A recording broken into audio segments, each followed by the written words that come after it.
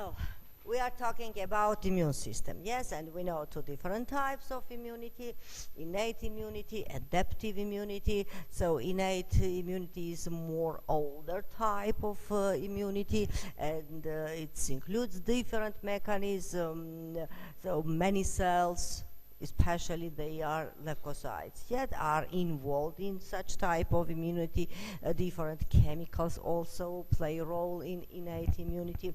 But adaptive immunity, which is more later developed, yes, it's it's based on a specific mechanism. It's the antigen-antibody mechanism, yes, and the major role in such type of immunity play lymphocytes, yes, T and B lymphocytes, yes, so lymphocytes, and also important role play cells. They are antigen presenting, yes, antigen presenting cells. And which cells are antigen presenting cells? Do you remember from previous lecture? B cells. Yes, leukocytes, and also so monocytes. Yes, monocytes are antigen presenting cells. Dendritic cells, do you remember? Dendritic cells are antigen presenting cells. So the monocytes usually are antigen presenting, yes, cells. And what are these cells? Which cells are antibody secreting cells?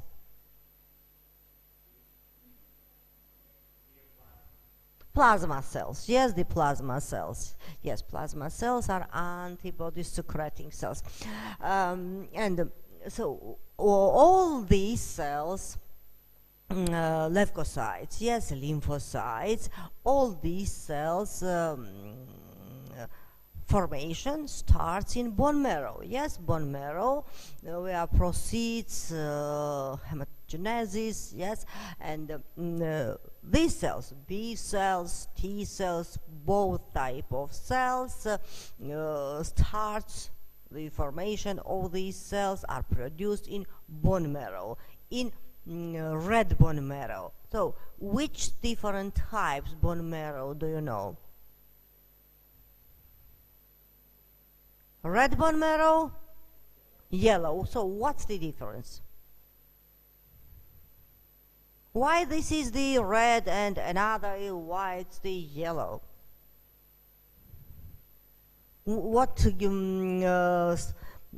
gives such a color to the red bone marrow and yellow bone marrow? Lipids, yes, so adipocytes. Many adipocytes are yellow bone marrow. And at the time of birth, which type of bone marrow is the most numerous, the red or the yellow? So one answer is yellow. Have you another idea about this? At the time of birth, so newborns, which type of bone marrow? Newborns, red bone marrow. And what about the yellow bone marrow? So newborns, they have only red bone marrow. Only red bone marrow, not yellow.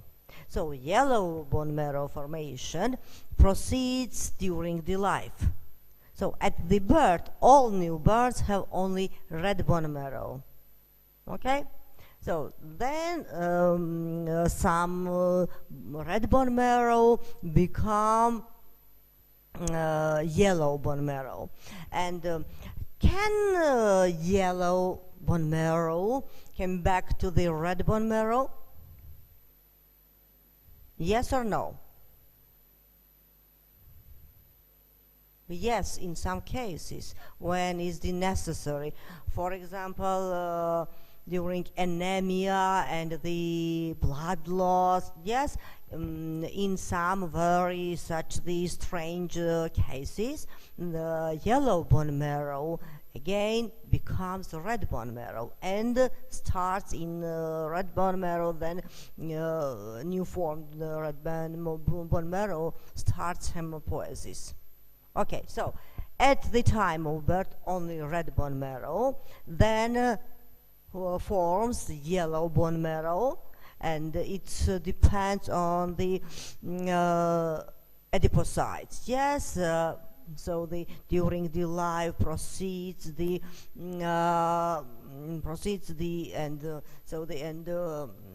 forms the such adipocytes into the red bone marrow, and it becomes yellow, and in some cases when it's necessary it again yellow bone marrow, in some bones of course again becomes red bone marrow. Okay, so all blood cell producing proceeds in at the first level, yes, in bone marrow, but then part of these lymphocytes, they migrate to the thymus. Yes, and the next maturation, yes, the formation of these cells proceeds in thymus. And because, you know, yes, the part of the lymphocytes are T lymphocytes and other lymphocytes are B lymphocytes. Yes, T and B lymphocytes. So when this maturation proceeds only in bone marrow, they are B lymphocytes, and then the other lymphocytes which migrate to the thymus, and the next step proceeds in thymus, they are T lymphocytes. Okay, so this is the, here you can see the thymus. It's the thymus, yes, it's the thymus of newborn, and this is the thymus of adult individual. So can you see the difference between the thymus which is from the newborn and the children thymus and the adult individual thymus? So what's the difference? It is much larger, yes? Yes, so the until puberty period, thymus is large organ. Yes, it's large organ. So the after puberty period, so proceeds decrease and or the size of the thymus, and also if you compare the tissue, yes, so the newborn's tissue and the tissue of adult individual, so you can see the adipose tissue. No adipose tissue is in children's here in child's thymus. Now, what's the main function of the thymus? Yes, the main function of the thymus is induction of central tolerance, which along with the regulatory T cells prevents autoimmunity. So now let's start to talk about these thymus. So it's child's thymus, it's adult individual thymus. So this is the it's the tissue of the thymus, and what we can see here in this preparation we can see the multiple lobules separated by connective tissue trabecular that extend into the organ from the surrounding capsule. Is it visible here, the capsules? Yes, the capsule, blood vessel, also you can see here. So I have to find, yeah. So it's the, yes, capsule here and the blood vessel, and this is the connective tissue trabeculae, and this trabecular, yes, from the capsule, it's connective tissue, separates different lobule. Yes, you can see many lobules here. And each lobule is composed of a dark staining basophilic cortex. So this is the cortex. not cortex of the thymus, but cortex of each lobule. Yes, and lighter staining, the central part. This is eosinophilic medulla. So cortex medulla. In another lobule, again, this is the cortex. It's cortex, and it's medulla. And the medulla is actually a continuous branching mass surrounded by the cortex. And why cortex is so basophilic? Yes, because here are numerous lymphocytes. Yes, numerous lymphocytes, and medulla contains fewer lymphocytes. Most numerous lymphocytes are in this cortex region.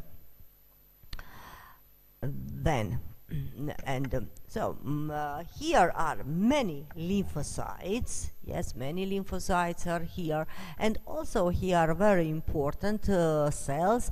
They are thymus epithelial cells. So they are cells, thymus cells, but also they have some features of epithelial cells, and they are three different types. Such cells are squamous thymus epithelial cells, which form a layer joined by desmosomes and occluding junctions, line the connective tissue of the capsule and septa, and surround the microvasculature. And this creates an isolated cortical compartment, and together with the vascular endothelial cells and pericytes forms a blood-thymus barrier, preventing unregulated exposure of thymocytes to antigens. Now, endothelial cells, we know, yes, the endothelial cells and the pericytes. So, what are pericytes? And where are located pericytes?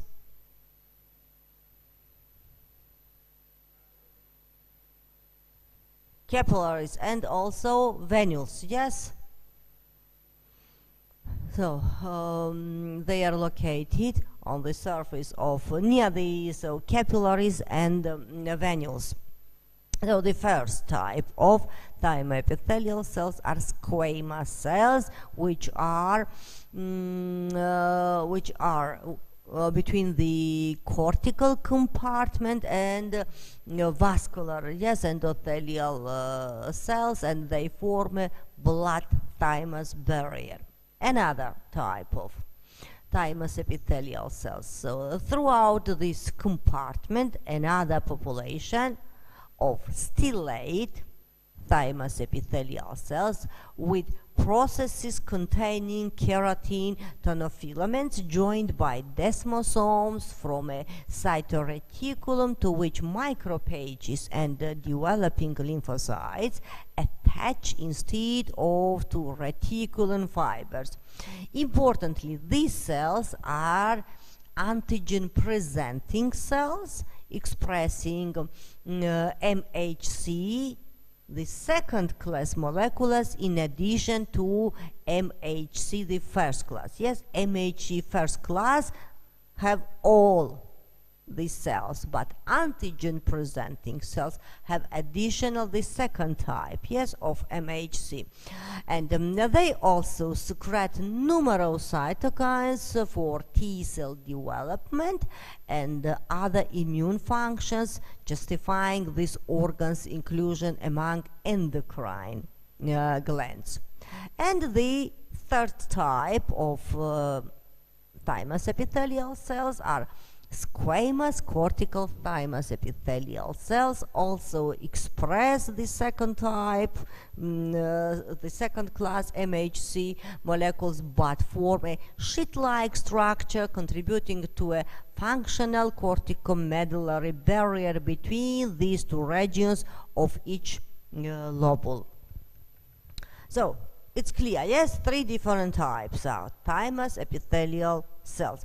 Are thymocytes. So which cells are thymocytes?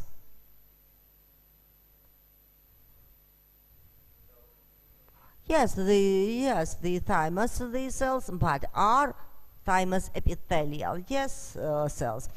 Not only lymphocytes are here. And now, thymic cortex, it's the cortex region, it's the connective tissue capsule. Then it's the trabecular here. And what we can also, basement membrane, epithelial cells always are located on the basement membrane, And they are cells, mitotic cells. Mitotic cells are here. Endothelial cell are visible. And what are, how we think, these cells? Macrophages. They are macrophages. So, lymphocytes, macrophages, are here. Thymus epithelial cells. All these cells are into the cortex, and you can see so numerous. Lymphocytes are here. Now the next slide. This is again cortex of the thymus. This is the cortical zone of an active thymus.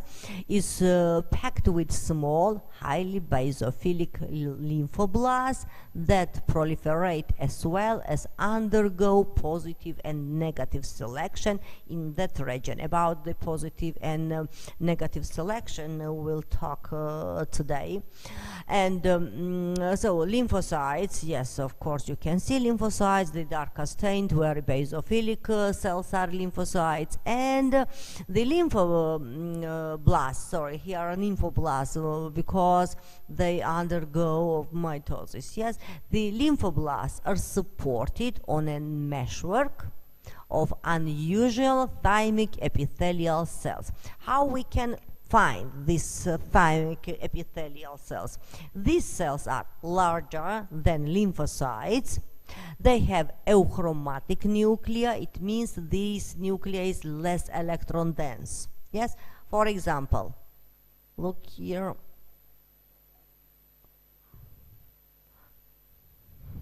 Okay, it's very difficult to find here. So look here. Is it visible, this cell? More light, more light, and because the nuclear is euchromatic, less electron dense nuclei they have. This is here, it's lymphocyte. Which type of lymphocyte, T or B? Of course T, because in thymus, if you remember, I showed you, in previous lecture, the table. So the percentage of the lymphocytes in different organs, and if you remember, in thymus are only T lymphocytes, so T lymphocytes. And what about this cell? What's this? This one. It's thymic epithelial cell. Thymic epithelial cell, euchromatic nucleus. So thymic epithelial cell, and this is its lymphocyte. More dark and stained. And I also want to ask about this cell. How do you think? What may be this?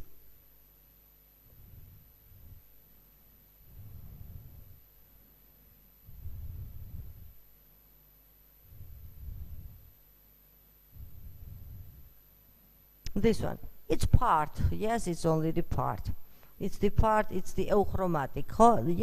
Euchromatic. They also. So, which cells are larger and light with euchromatic light nucleus? So, they are thymus thymic epithelial cells. 3 different types. Are. So, do you remember the function of these cells? What are the functions? The first, they form the barrier between between the blood and the thymus. Another,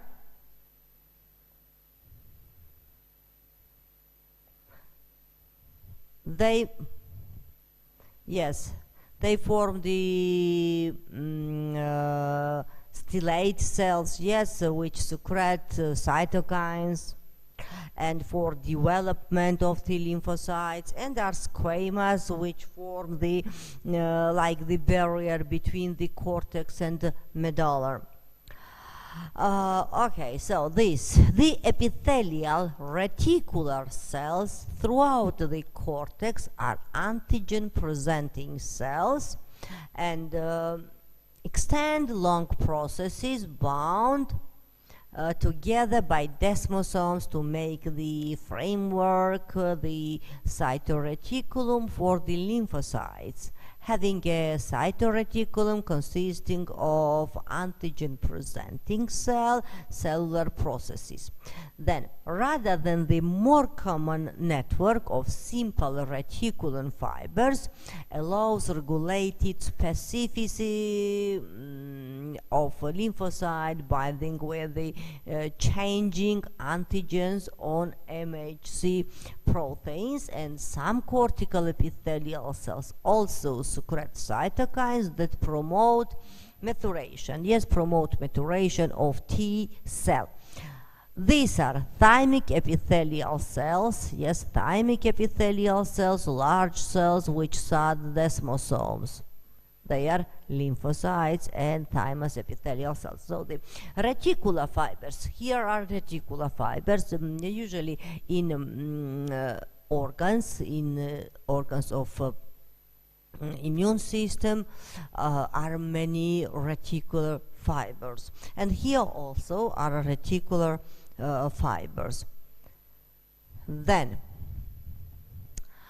so cortex is darker region. Yes, it's not very clear the so the border between the cortex and medulla, but the more darker is the cortex, basophilic cortex, and the light stained is the central part of each lobule.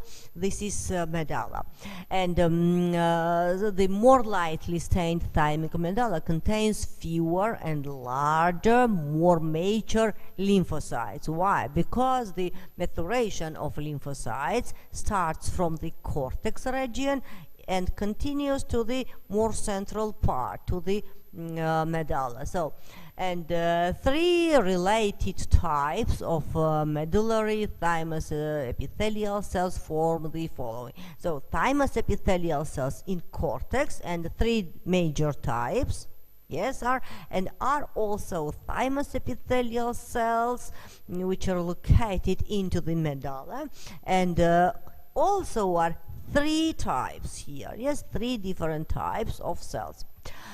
Now, what are the functions? Yes, of these thymus epithelial cells. The first, a second layer of the boundary between cortex and medulla. So one layer is formed by the cells of the thymus epithelial cells of the cortical, yes, and they form the second layer of the boundary between cortex and medulla.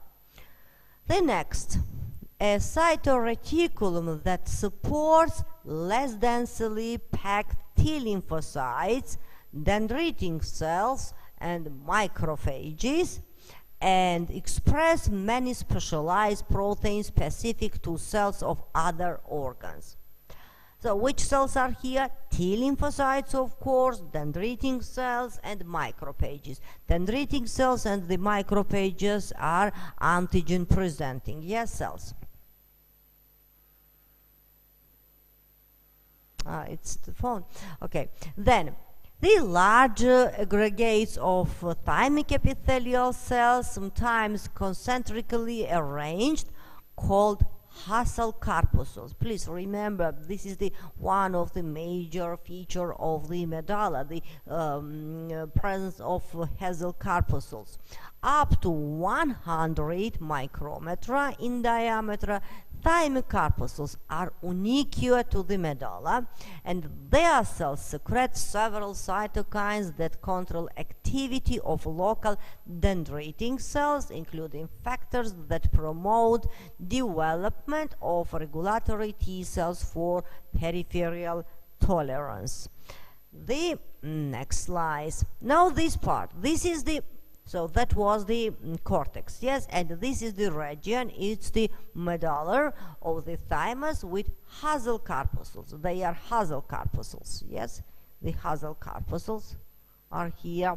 This also lymphocytes are visible here, but they are more mature, yes, lymphocytes compared to the cortex lymphocytes.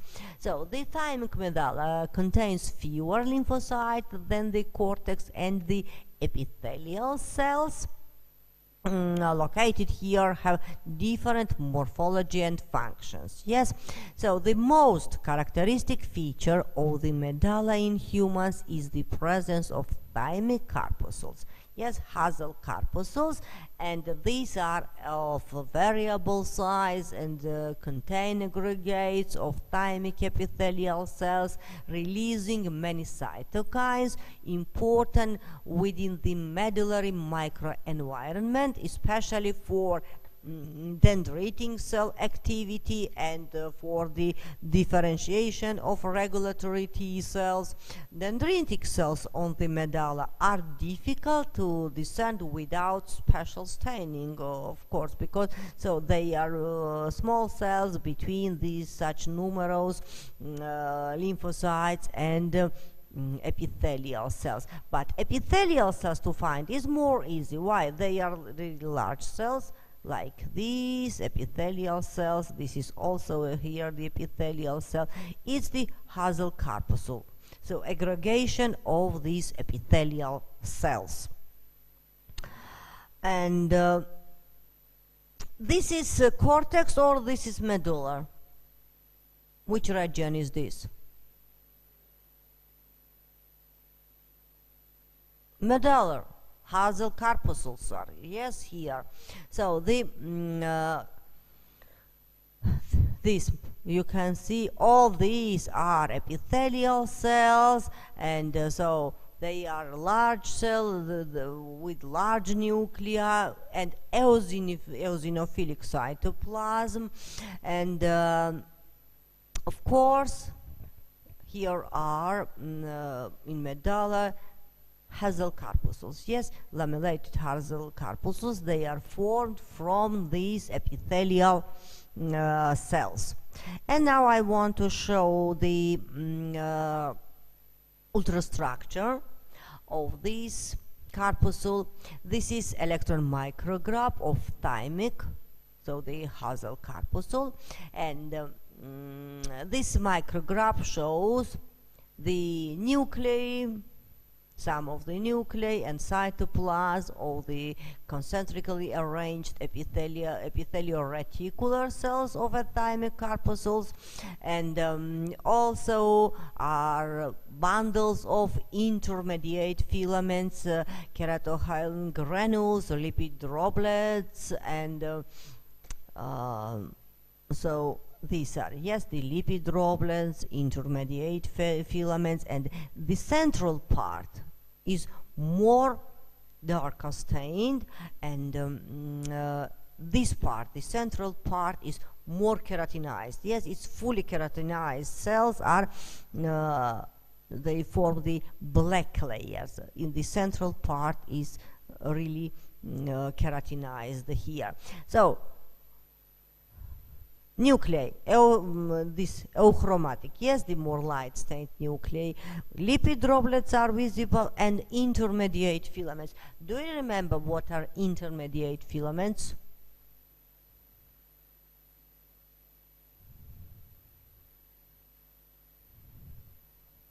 No? You don't remember or don't want to answer? Intermediate filaments. Yes, now we are talking about, yes, the intermediate filaments. So where are they located? What's the function of intermediate filaments? Yes, they are the part of the cytoskeleton. Yes, cellular cytoskeleton. And do you know the other parts of the cytoskeleton? Microtubules and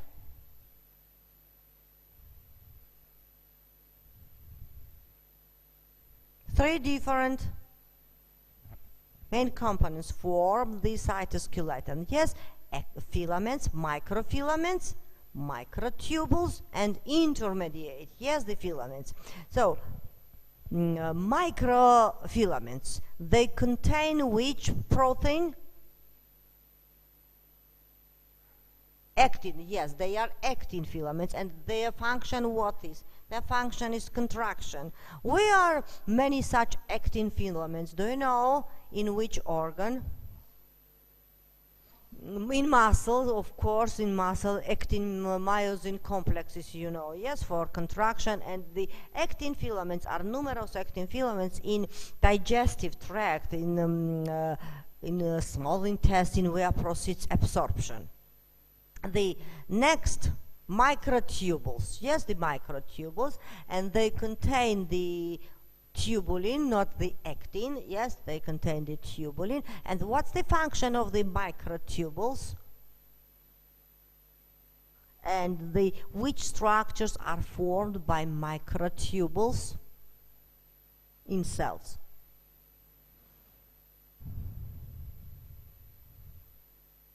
Microtubules. So, actin filaments, intermediate filaments, microtubules. The largest are microtubules. Yes, intermediate filaments are between the microfilaments and the microtubules, and because why they have such name. Yes, the intermediate filaments, they are between these two.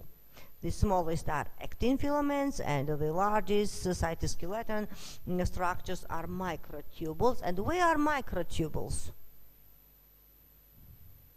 In cilia, yes, in cilia are microtubules. In centrioles are microtubules. So the main function of this movement, yes, the movement, and they also, all the cytoskeletal structures are involved the intracellular movement. Yes, the movement of the vesicles, the mitochondria.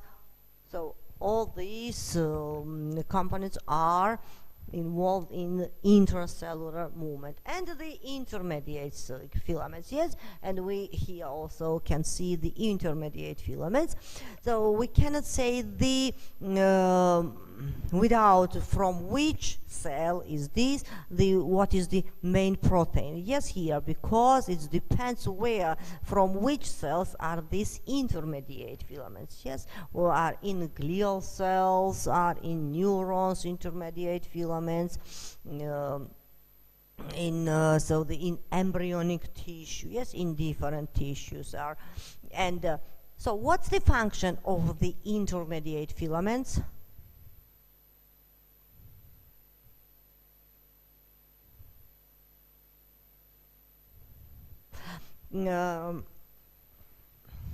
So the intracellular, the movement, of course, yes, but also many intermediate filaments are around the nucleus. Why? These intermediate filaments, they fix the nucleus. Yes, the nucleus always is located in special place. Yes, inside this cell, and they fix the nucleus in this place. And intermediate filaments also, they keep the shape of the cell. They also are involved in something, the communication between these two cells, and are intermediate. So these intermediate filaments, so they give the shape. Also, when the cells have the philopodias, yes, also are here these intermediate filaments. So here, into the medulla, in basal corpuscles, are intermediate filaments, and the central part is keratinized. Okay, and if now I am showing you diagram of the blood thymus barrier. How you think? Which part is this? It's the cortex or medulla?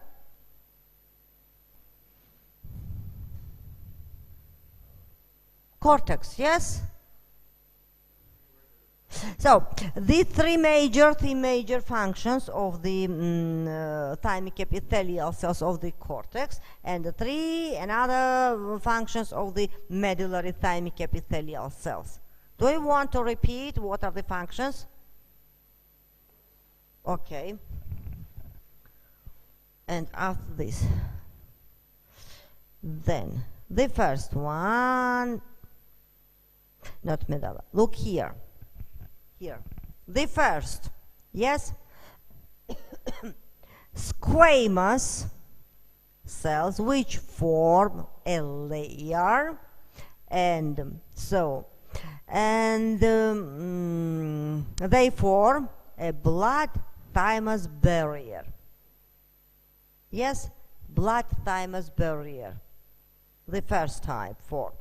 The next are stellate cells, which secrete different cytokines for T cell development, yes, T cell development and other immune functions, and are squamous cortical cells, which form the barrier between cortical layer and the medullary layer. Okay, blood, thymus barrier, secrete and are involved in maturation on the development T cells, and which are located between cortex and medulla.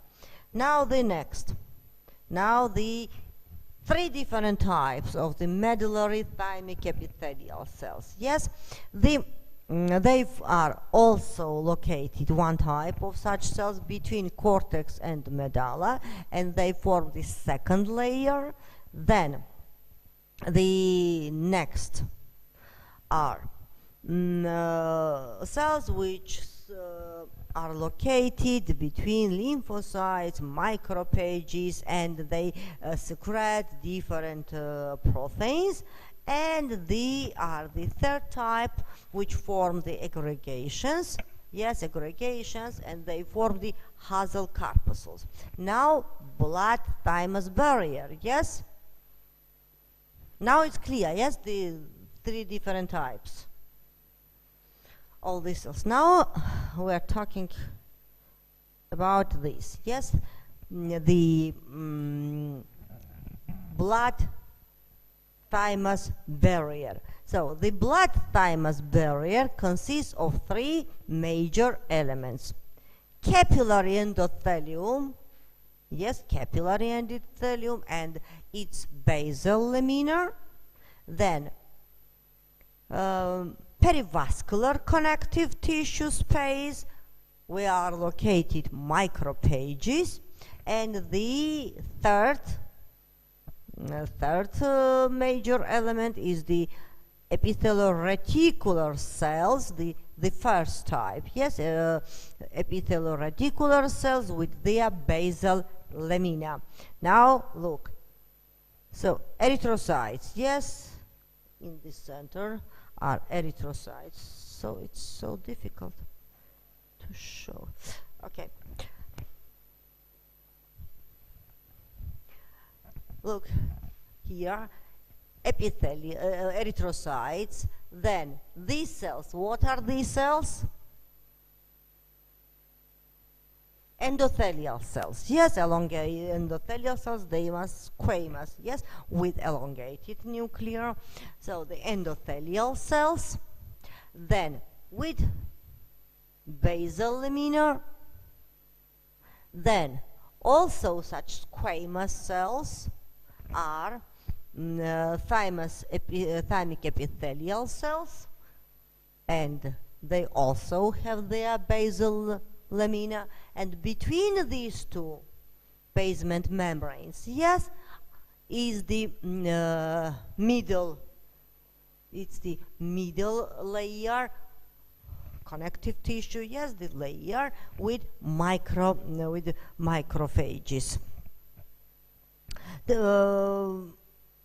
Then So, perivascular connective tissue is enclosed between the basal lamina of the epitheloreticular cells and the endothelial cell basal lamina, and these layers provide the necessary protection to the developing immature T cells and separate them from mature immunocompetent lymphocytes circulating in the bloodstream. Why they need such protection? Because these new formed cells are the foreign cells, the new cells for the immune system. And because this layer, they provide such protection to the developing immature T cells. And yes, now I want to talk about this about the maturation of the T cells, the steps of the maturation. Then will be break, okay? And after break, we'll continue to talk about the other tissues of the immune system. How proceeds? Yes, the formation of these T cells.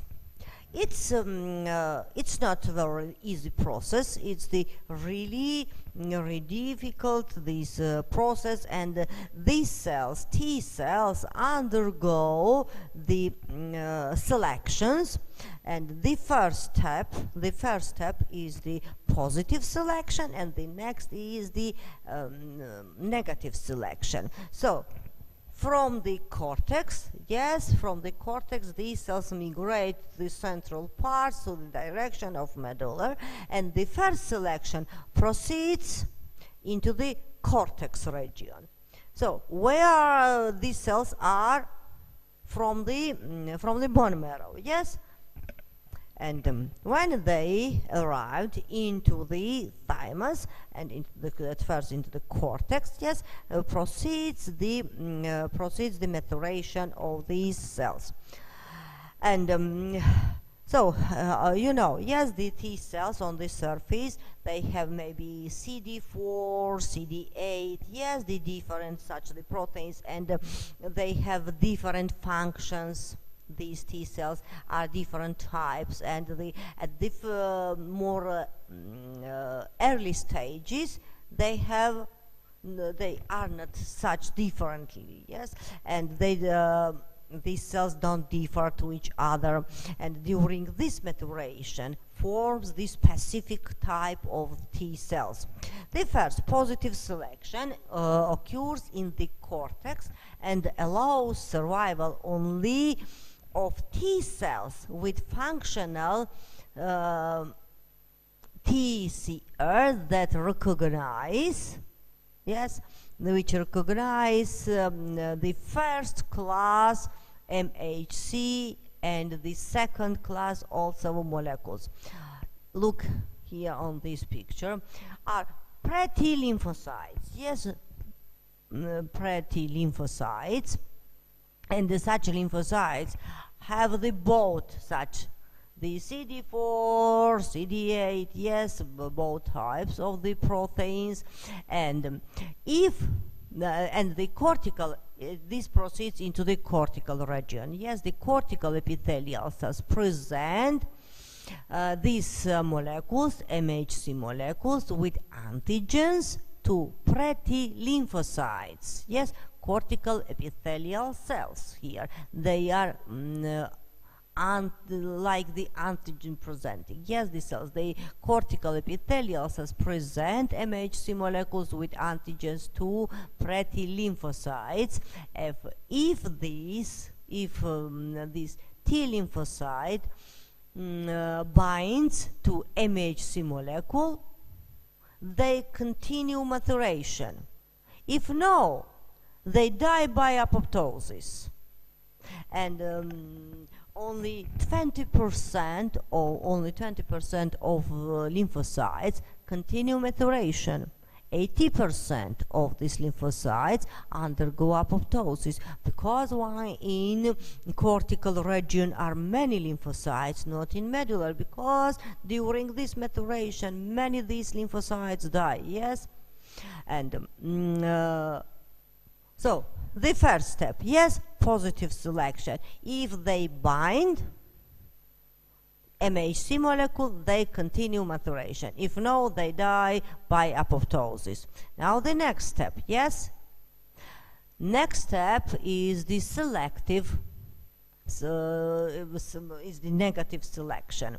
And now the dendritic cells are involved in presentation self-antigen to pre-T lymphocytes. And if these lymphocytes, they recognize self-antigen, they die by apoptosis. If no, they complete maturation. It's still negative, yes, it's negative selection, and only 2% of these cells, continue maturation, yes?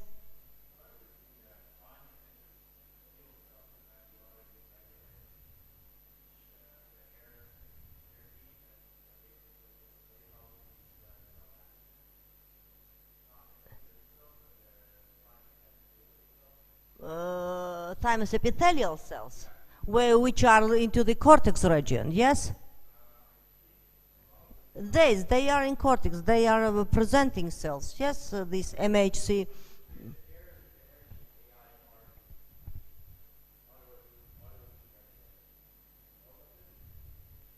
Regulatory, you are talking about? Yeah, so this, so the maturation, yes, the maturation T lymphocytes. Now, but this is about the two different types, yes, of T lymphocytes. They are the helper cells. They are helper cells and the cytotoxic T cells. And another type, the regulatory cells. Yes, T cells. They also undergo such maturation, but another process proceeds. Yes, this is example of only these two types. But yeah.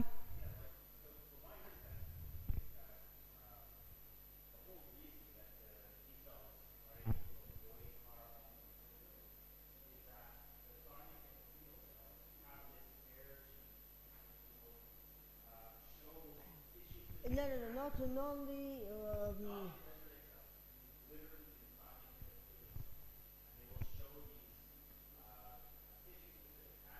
Yes, the specific.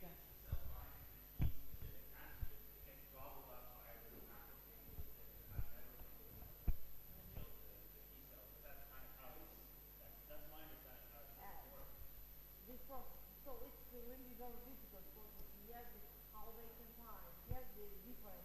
So different proteins. Not only the CD4, CD8, and another proteins also bound on the substrate. Yes. Yes, the world was a different, and the antigen presented the gender to the cells, the cellular cells and the microcells. Yes. Yes.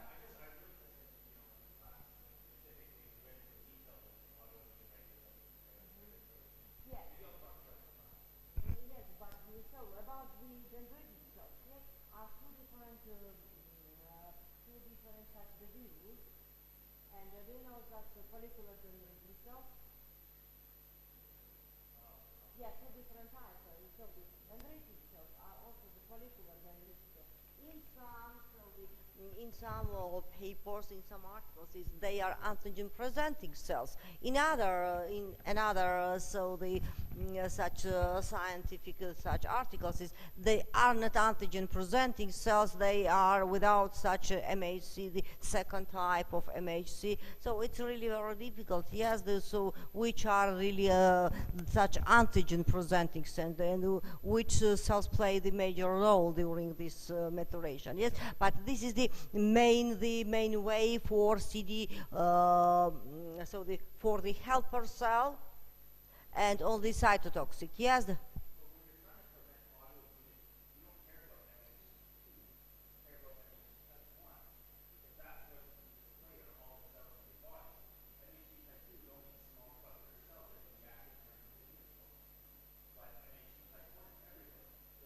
MHC1 on every cells. Yes, on the yes, all this on the surface of all cells are. Yes. Yeah. Mm-hmm.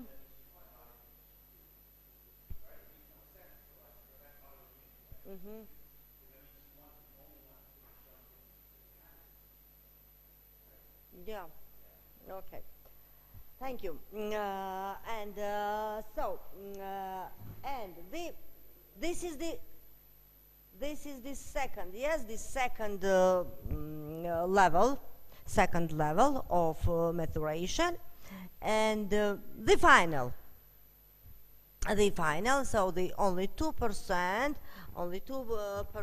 of survive selection process in the thymus, and during these cells, they loss maybe CD4, maybe CD8 expression, and finally forms maybe helper T lymphocytes, which retains only CD4 protein, or cytotoxic T lymphocyte, which retains only CD8 protein.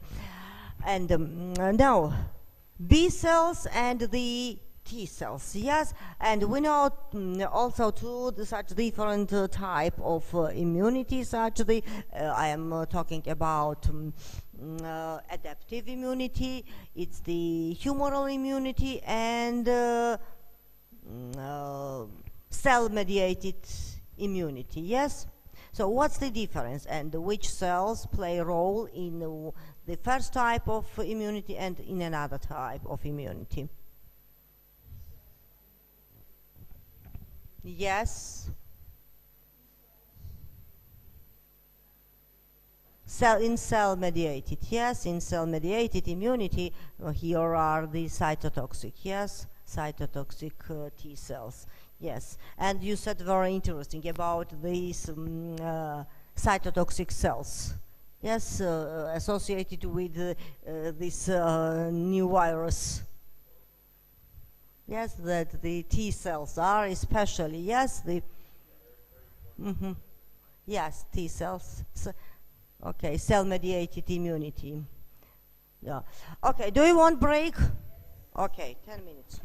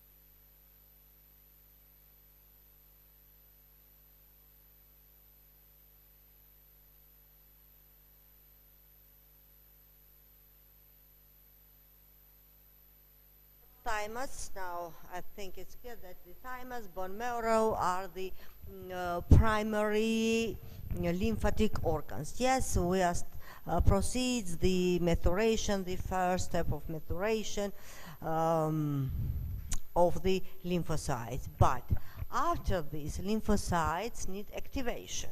Yes, and the activation of lymphocytes then proceeds into the secondary lymphatic organs. So what are now the secondary lymphatic organs? Secondary lymphatic organs are the spleen, appendix, then different part of the lymphatic tissue, and tissue has the such name, the mucosa associated lymphatic tissue, because such lymphatic tissue is located into the mucosa and partially submucosa,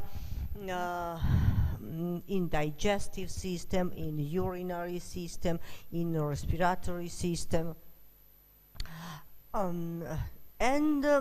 So today I want to talk about the tonsils, which also are the secondary lymphatic organs. So here proceeds activation of lymphocytes. Yes, and so the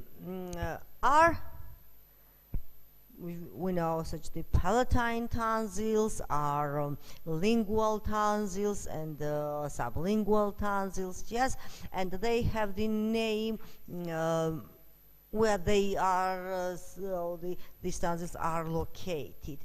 So the palatine tonsils are located in the posterior lateral wall of the oral cavity, and the lingual tonsils are situated along the surface of the posterior third of the tongue, and both are covered with stratified squamous epithelium. And the third type, yes, the tonsil, the pharyngeal tonsil. And the pharyngeal tonsil is a single medial mass situated in the posterior wall of the nasopharynx. And it is usually covered by ciliated, pseudostratified columnar epithelium, but areas with stratified epithelium. And hypertrophed regions of pharyngeal tonsils resulting from chronic inflammation are called adenoids. You know this. And this is it's the tonsil, and so the palatine tonsil is covered by thin capsule and shows such lymphatic tissue and lymphatic nodules.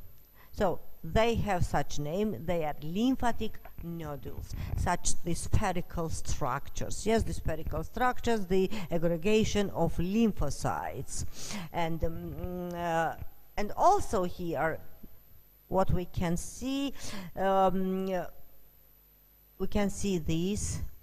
This is the crypt invagination.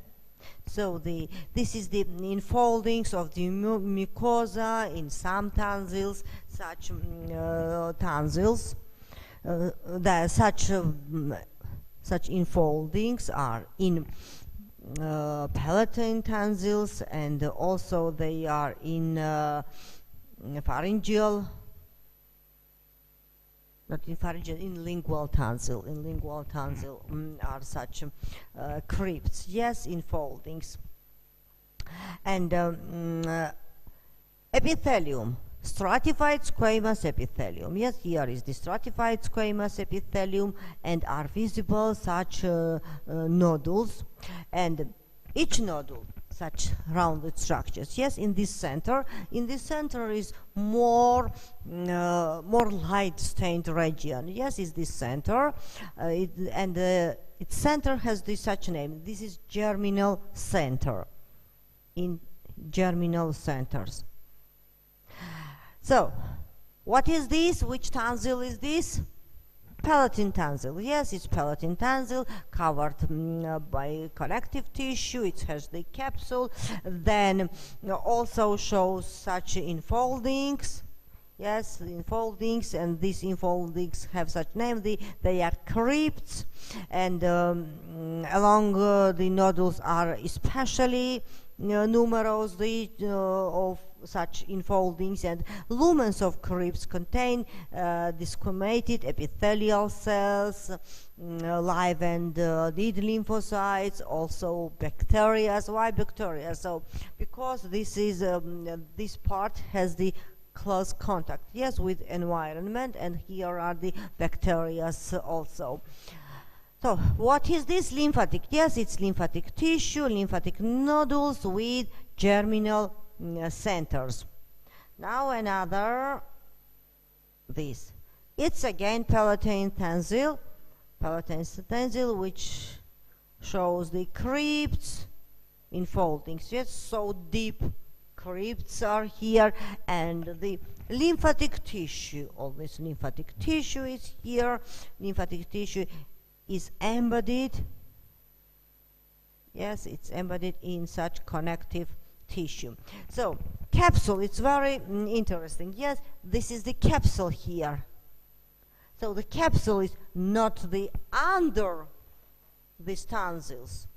Yes, so not covers, it's under these tonsils. Is it clear or not? So the capsule, usually capsule covers, yes, the organ, but here this is the under the organ, the capsule, connective tissue capsule. Okay, now the next one. Epithelium. Which type of epithelium is this? Stratified squamous, yes, stratified squamous epithelium, yes, this epithelium surrounding tonsillar crypts often becomes infiltrated with lymphocytes and other leukocytes and can become difficult to recognize histologically, yes, because many lymphocytes, usually not such many lymphocytes, are located into the epithelial lining, yes, and then this is the connective, yes, the connective tissue with many lymphocytes are often. So 3 tonsils, palatine tonsils, then submandibular tonsil, and lingual tonsil. Yes, these tonsils are the secondary lymphatic organs with aggregations of lymphocytes. Okay, another secondary lymphatic organ, it's located into the digestive tract, and especially the lymphatic tissue aggregation we can see in ileum. What is ileum? Ileum is the segment of small intestine. Yes, small intestine has 3 segments: duodenum, jejunum, ileum, and in ileum is lymphatic tissue, and this lymphatic tissue aggregation has such name. They are Peyer's patches. Have you heard about Peyer patches? No? Okay, Peyer patches. So they are Peyer patches. Now this is the section. Look, it's this section of the, yes, it's this section here of small intestine. Small intestine, you can see the villi. Yes, what are the villi? Projections, yes, of the wall of the intestine, and also you can see the lymphatic tissue. Lymphatic tissue usually is stained blue, dark blue colored. Yes, lymphatic tissue. You can see this are the Peyer patches, and so this is the section through a Peyer patch. Shows a few lymphoid nodules, some with the germinal centers. Yes, the germinal centers, and the mucosa of the small intestine is folded into many projecting villi. So they are villi, yes, they are the villi, and this villi increase the surface, absorb the surface of the small intestine, and the Peyer patches. So this is the here it's the more high magnification, and the With the surface epithelial cells removed, scanning electron microscopy shows typical basement membrane over the villi. So they are villi, yes, you can see. And also, it reveals a highly porous covering over lymphoid nodules of the Peyer's patch. So this like basement membrane facilitates interactions between immune cells and M cells in the epithelium over the nodules. Now, what are these M cells? Yes, so M cells are specific cells. They are in such areas, in Peyer's patches, and so what is the function now of these cells? They are large cells, and cytoplasm with this membrane, it forms the pockets, pocket-like structures. These M cells form such pockets, and in these pockets are located lymphocytes. Yes, lymphocytes are located. Also here are macrophages, and when these lymphocytes are needed, they leave these pockets and move to the sites, where they become very active.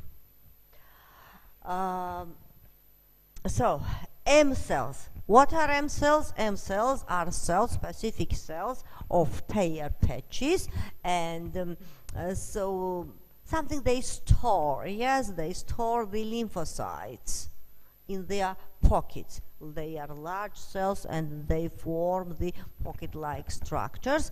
And Peyer's patches are important for activation of lymphocytes. So in secondary, these lymphatic organs proceeds activation of lymphocytes. And now I want to show also another secondary lymphatic organ. So what is this? This is appendix. It's appendix, and this low magnification photomicrograph provides an example of aggregated nodules, and the multiple lymphatic nodules indicated here by this, yes, by this line here, yes, with visible germinal center.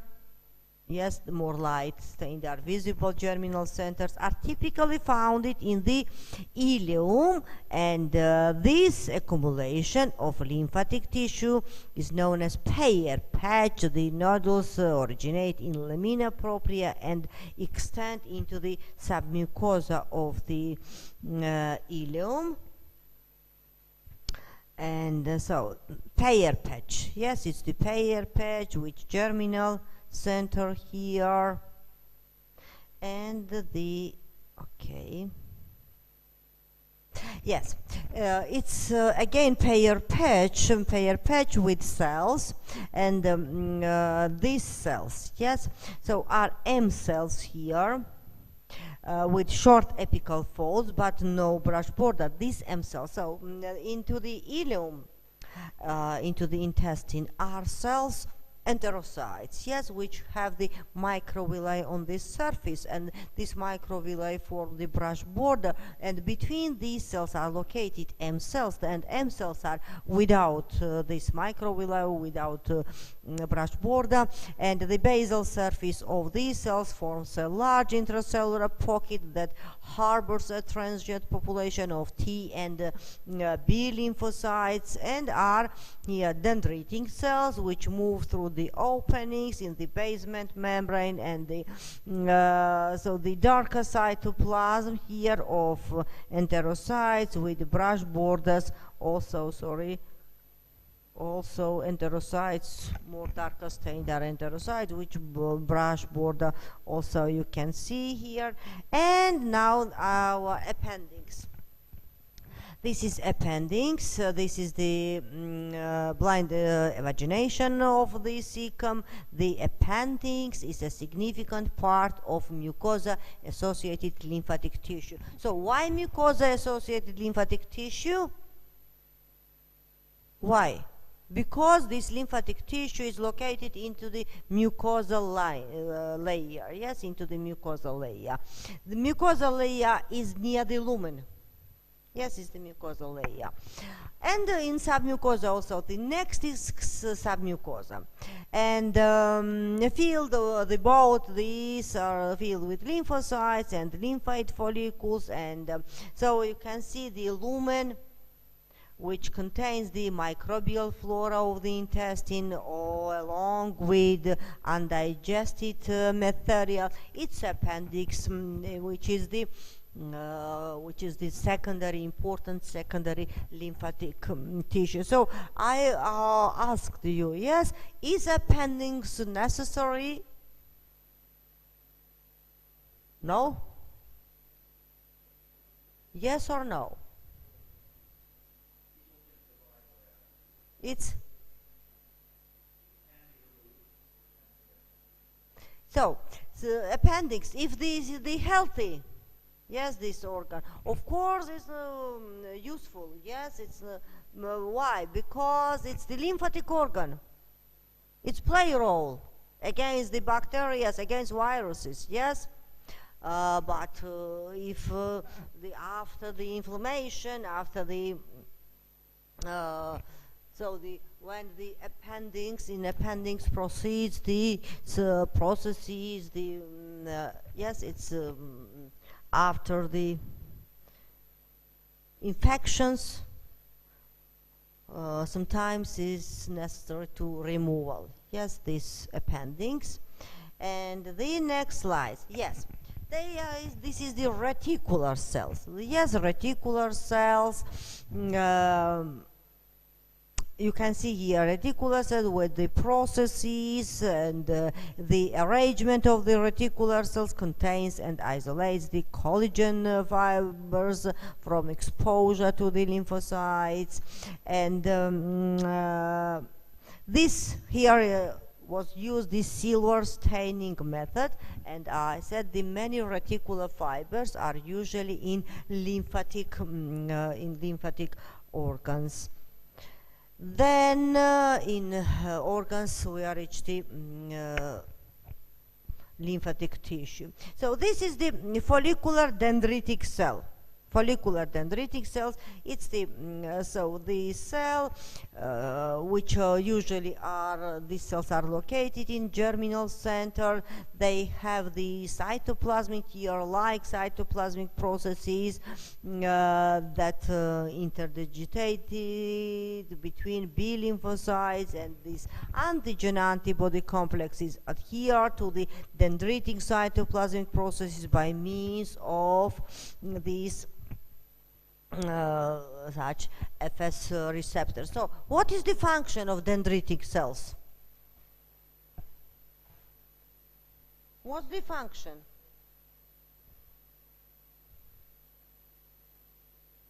You know function of dendritic cell. Antigen presenting, yes, of course, it's antigen presenting cell. And finally, all such these cells which are important for immune system, you can see here the cells. Monocytes, yes, monocytes. Monocytes, so why monocytes? From monocytes forms different macrophages, yes? Then macrophages. So macrophages, they play a role in innate or in adaptive immunity.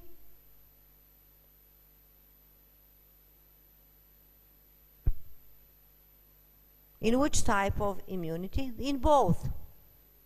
Yes, in both type of immunity, of course. Then mast cells. Do you know mast cells? What's the function of mast cells? Who knows?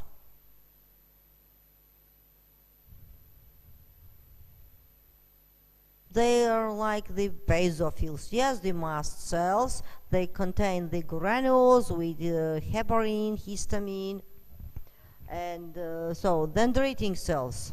Antigen presenting cells are then natural killer cells, then neutrophils, eosinophils, basophils, and of course lymphocytes. Yes, T lymphocytes, B lymphocytes. So you have to know the function of all these cells. Okay? Okay, so I wanted to show the histology guide, but we don't have time for this. Maybe in next time I'll show it. Okay, have you any questions? So you have to know the thymus, how proceeds, yes, how proceeds the maturation in thymus, and how proceeds the activation, and what are the secondary lymphatic organs. About the other secondary lymphatic organs, about the spleen, we'll talk, and lymph node, which are really very important. Secondary lymphatic organs, we'll talk in next week. Okay, thank you.